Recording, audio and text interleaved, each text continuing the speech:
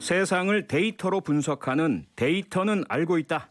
오늘도 두 분과 함께합니다. 여론조사 전문가 배종찬 인사이트K 연구소장, 빅데이터 전문가 전민기 한국인사이트 연구소 팀장 두 분 모셨습니다. 안녕하세요. 안녕하세요. 안녕하십니까? 네. 오늘은요, 가상자산, 가상화폐를 데이터로 분석을 해보려고 하는데요. 지난주에 이어서 이번 주에도 우리 뉴스 하이킥 청취자 여러분께 좀 여쭤보고 싶습니다. 여론조사를 해본다 말씀인데요. 오늘 주제가 가상화폐입니다. 가상화폐는 과연 투자인가 투기인가? 청취자 여러분들의 생각이 정말 궁금합니다. 가상화폐가 투자라고 생각하시는 분은 1번, 아니다, 투기다 이렇게 보시는 분은 2번, 잘 모르겠다, 기타 혹은 다른 대안이 있으시다면 3번. 그걸 적어주셔도 좋고요. 지금 보내주십시오. 문자번호 샵 8001번, 짧은 글은 50원이고요. 긴 글은 100원의 정보 이용료가 있습니다. 스마트 라디오 미니 그리고 유튜브 댓글로도 무료로 참여 가능합니다. 네, 정말 요즘 세계적으로 뜨거운 관심의 대상인데요. 가상자산, 가상화폐. 오늘은 이 부분을 좀 여쭤보려고 합니다. 가상자산 투자를 특히 2030 젊은 세대가 많이 하고 있잖아요. 얼마나 지금 하고 있습니까?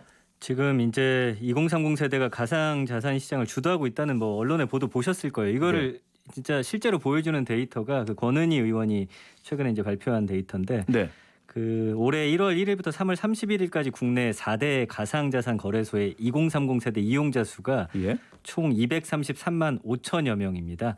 그러니까 전체 가상자산 거래소 이용자 511만 명의 한 46%를 차지하고 있죠. 거의 절반 가까이네요. 그렇습니다. 2030이. 그리고 예치금도 보면은 총 3조 1,822억 원을 넣었어요.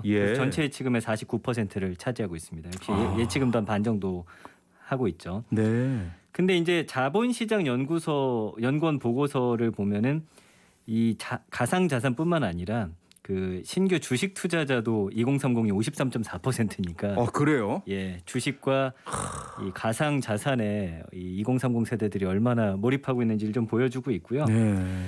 이제 이 이용 시간이 좀 굉장히 흥미로웠는데 이 4월 들어서 개인 투자자들이 국내 주요 가상화폐 거래소 애플리케이션이죠.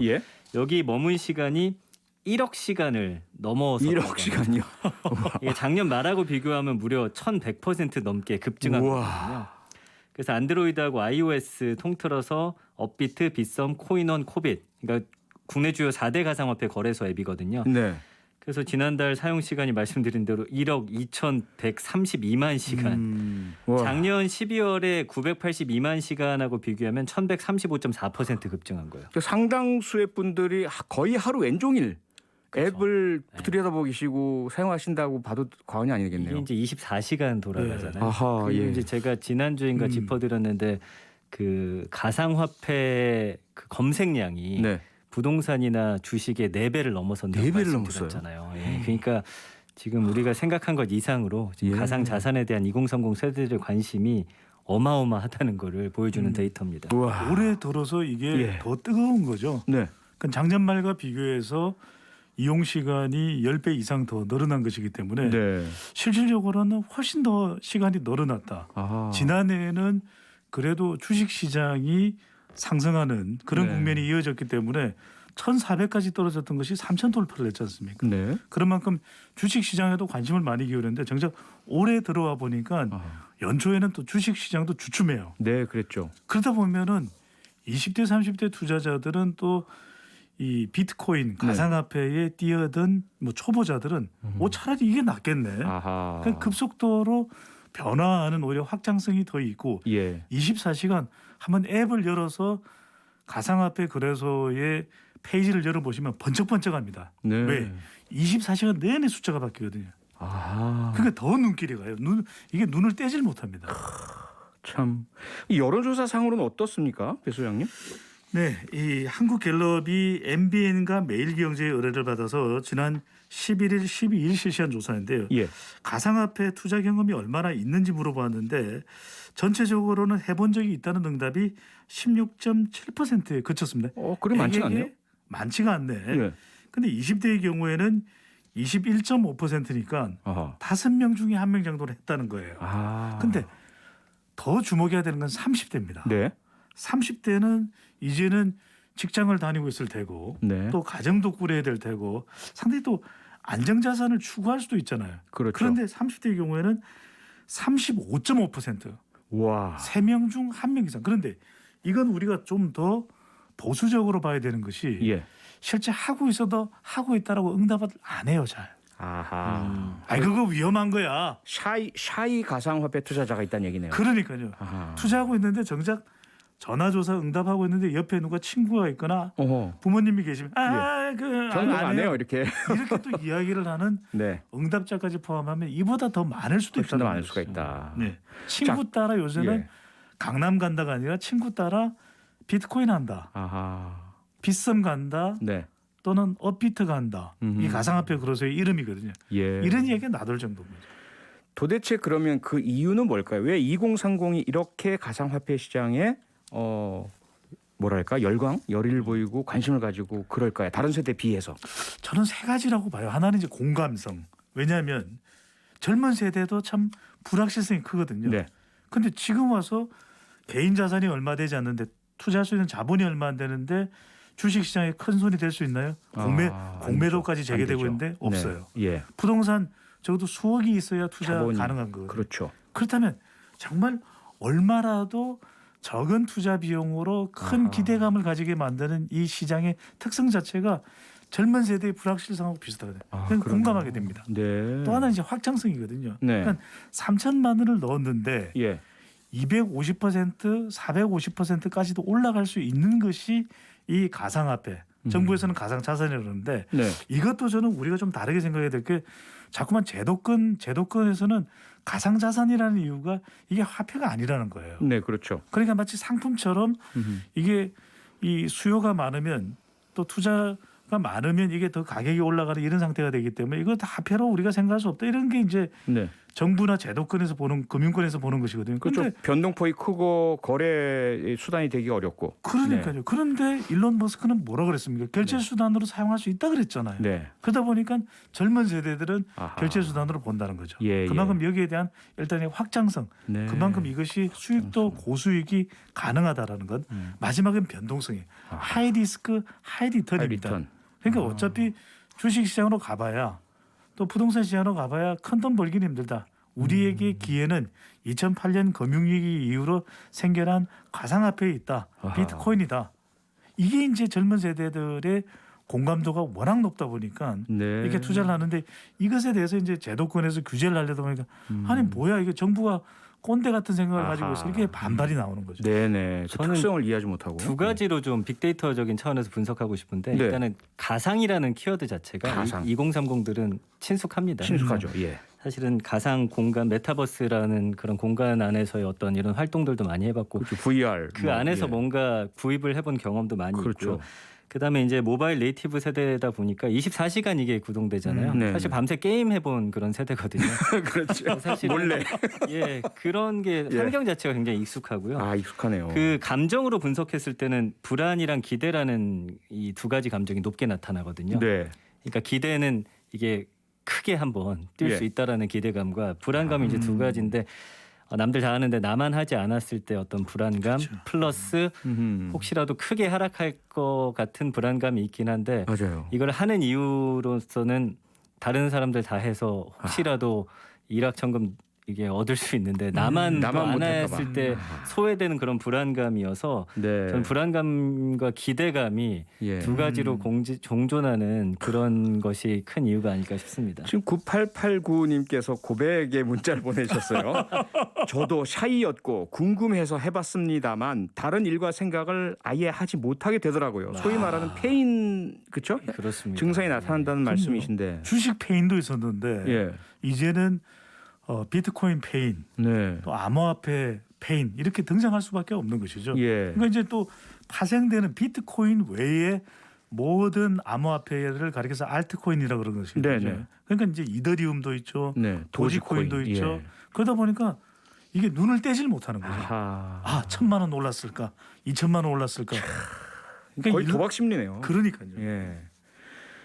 아, 참 그러다 보니까 이게 그 젊은 세대들이 빠져들기에 참 아주 적절하다는 생각도 드는데 전 팀장님, 네. 그 정부는 가상자산, 네. 일반에서는 앞서 배 소장님 말씀처럼 가상화폐 이런 얘기를 많이 씁니다. 빅데이터 상으로는 어떤 게 많이 보입니까? 가상자산이라는 말은 사실은 좀 익숙지 않고요. 가상화폐 이렇게 많이 쓰죠. 예. 그래서 언급량 자체는 5월 17일 기준으로 해서 1년 동안 봤을 때 54만 건 정도. 네. 그러나 가상화폐보다는 또 요걸 대표하는 비트코인 언급량이 훨씬 높습니다. 75만 건 정도. 예. 여기에 뭐 이더리움이나 최근에 이제 뜨고 있는 도지코인 해서 알트코인까지 합치면 네. 이 모든 키워드를 합하면 거의 수백만 건, 400만 건 가까이 되더라고요. 그래서 예.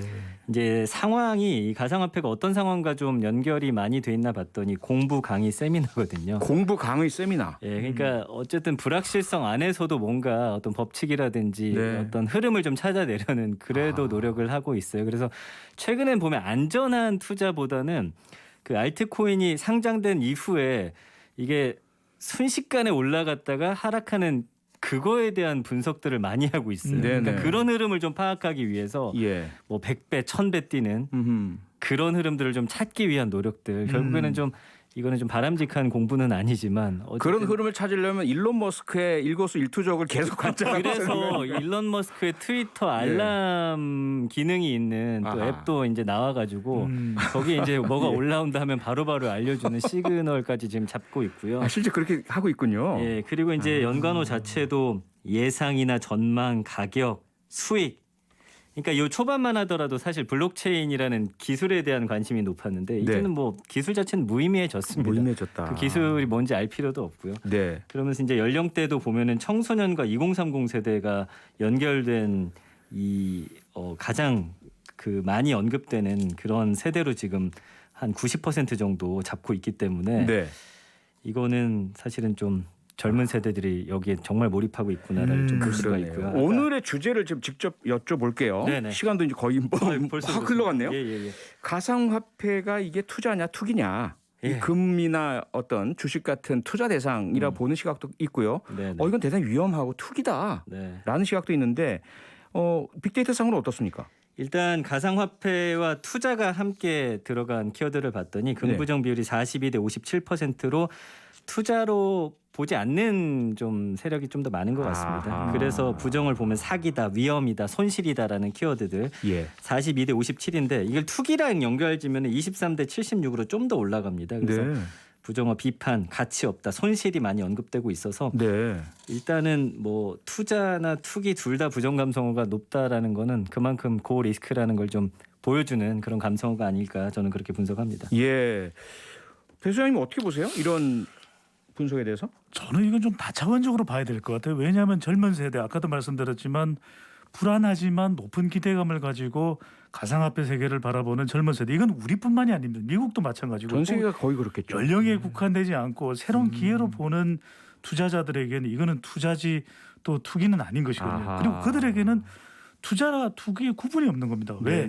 한번 좀 잘 살아보고 싶었는데 다른 수단은 없고 주식시장은 안 되고 기회를 못 잡았고 그동안 여러 차례 몇 번의 아주 극적인 그런 순간마다 투자할 기회를 못 잡았고 부동산은 너무 자산이 많이 일단은 기본 자산이 필요하고 그렇다면 우리에게는 이제는 가상화폐가 블록체인을 통해서 새로운 기술이라고 하는 것과 24시간 운영된다는 것 새로운 MZ세대에 맞는 또 투자 방법이기도 하거든요. 그런데 지금 제롬 파월 미국의 연준 의장도 그렇고 또 제니 옐런 미국 재무장관도 그렇고 제도권은 못 받아들여요.